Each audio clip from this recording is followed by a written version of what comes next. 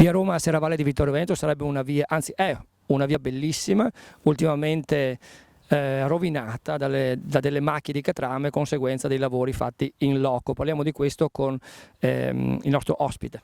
Sì, buongiorno, hai detto bene, via Roma, che un tempo era via Riva, che era l'unica strada che attraversava Serravalle prima di circa del 1820, quando il governo asburgico decise di fare la via Regia Postale, insomma.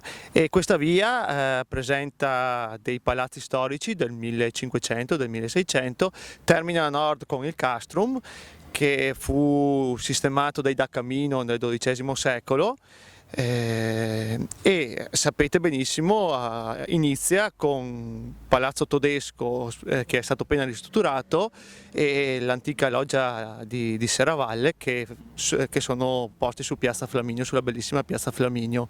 Quindi parliamo di un luogo di indubbio pregio artistico, di un grande valore storico.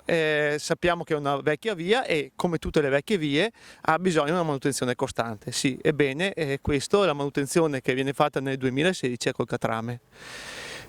Quindi è un vero pugno allo stomaco per chi ama la città, e quello che posso fare e che farò nei prossimi giorni è scrivere alla sovrintendenza. La sovrintendenza, che tanto è sempre stata presente negli scorsi anni a mettere, diciamo, scusatemi il termine, a mettere becco su ogni lavoro che veniva fatto a Serravalle e anche a Vittorio in generale, come su Piazza Meschio, la cui storia la conosciamo bene.